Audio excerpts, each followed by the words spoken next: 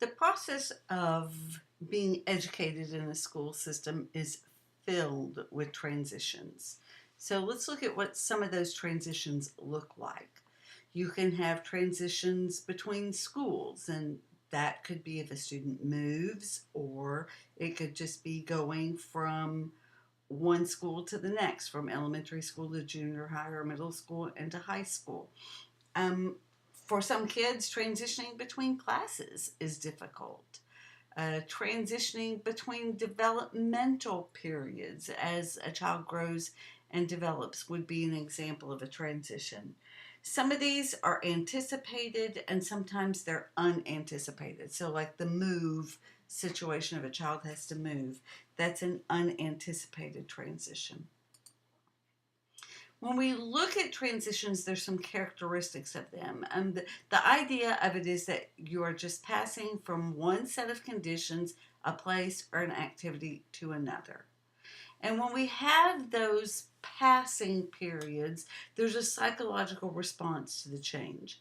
Some students are better equipped to manage those changes than others are. For some, it can be a really chaotic and stressful event. Others, it's exciting and it's a challenge and they're full of new hope and they're excited about going to the next grade level or the next class. The ones that are associated with significant life events may require a radical restructuring of your view of yourself or the world. So, the counselor's role in that is to be the primary architect of these experiences. So, for those that are anticipated, that we have become very familiar with the challenges, the barriers, and the supports that assist a student in successfully navigating those. For the ones that are unfamiliar or unanticipated, that we still know what some of those challenges and barriers are, but we often don't have the time to do the preemptive work. We can't be proactive in those. So in those, we have to be responsive. So for the anticipated transitions, we want to be proactive. We want to do what we can to prepare the students. And for the ones that are unanticipated, we want to be responsive and be sure that we're really aware of what's going on with that student. So the impact of transitions on students can lead to a psychological crisis that leads to anxiety, depression, or confusion. Sometimes you will see overt or covert stress symptoms. You may see somatic complaints like stomach aches, loss of appetite, maybe having nightmares. But then some of the other things that also can happen are low self-esteem, a loss of motivation, and less classroom responsiveness.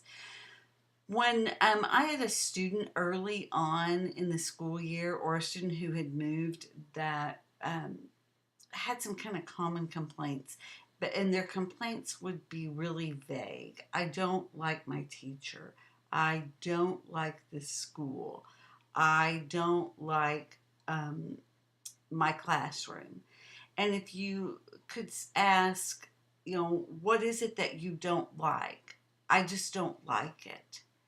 That was often a pretty clear indication that it's an adjustment issue and that they're responding to the transition. If they can't say, the teacher yells at people, she's mean to me, she speaks in an angry voice, or she's really loud, or he um, calls people names. If they can't give you really specific stuff, it's a pretty clear indication that it's an adjustment issue. And during those times, it's not uncommon to see a decline in academic performance. If you don't get in there and you don't intervene pretty quickly, then there is the potential to limit future opportunities. There's been some recent research that came out that was looking at high school students that were at risk, and that they were not being academically successful. And initially, the thought was that those students had not transitioned well from middle school to high school. But when they really did an in depth study and started looking at some of those students, what they found was they actually did not transition well from elementary to middle school, but that the impact of that was gradual and it wasn't as obvious. And so it's that 2 or 3 year cumulative impact of failure to transition, and it doesn't become really apparent until they get to high school. So those are just more and more indications of why we need to help students prepare for that. I like to use the analogy of moving through an unfamiliar building. So you're in a room and you can see everything in the room. You know what's there. You can anticipate different things in the room, but there's a closed door and you don't know what's on the other side of that door. Our job as counselors is to open that door and let the students see what's on the other side prior to them having to cross the threshold. That when we've given them little glimpses into what that looks like, then they're more likely to be prepared for the transition and to ease and to navigate that transition more successfully. I know that when I was an elementary counselor, that our fifth grade students, that we took them to middle school. The middle school counselors would start usually in the second semester coming down and meeting the students and doing some of their course selections with them and talking about what kind of electives they'd be able to take. And then we had a day where we would take them and they would get to go and tour the middle school and meet the principals and meet some more of the teachers and that type of thing. And so as to help them glimpse into that room before they have to cross the threshold. We also, as a high school counselor, I did a fish camp type thing that we had 2 or 3 days during the summer where the freshmen came and we had upperclassmen there and they helped to teach them about some of the norms of our school, and they got their schedules and they found their lockers and they were able to open their lockers. We would even go ahead and assign their textbooks and they would have their textbooks in their lockers. So we were doing everything we could so that on that first day of school, they were already a little bit more comfortable with the environment. They had met some of the upperclassmen. They knew we had an advisory program that was called Family. They'd met their family facilitators. They'd met a number of their teachers. All of those things are transition planning related. So when we look at this, we know that students need assistance during this time. They need guidance on how to navigate the demands of the new environment. There needs to be good collaboration and connections from home to school and the communities to support them in order to maintain the mental health and improve the likelihood of successful outcomes. And we may need to teach them some skills to optimize the transition. So like with the high school students that I was talking about, we would talk about the process of how do you organize your materials, how do you keep track of what you need to do. Even how do you unlock your locker? I mean, that's a skill they have to have. There can be lots of drama over lockers. Atkins and Hopkins have suggested a theory of transition, and they talked about the sequence of psychological responses that typically occur during any transition. So you can see this list of things here: uncertainty, loss of confidence, confusion, depression, crisis, letting go, accepting, exploring, testing, and a new confidence. Now, some students will rapidly go through that in order. Some don't really have much of an issue with this. There may be a little bit of uncertainty, but they move really quickly to the more positive stages.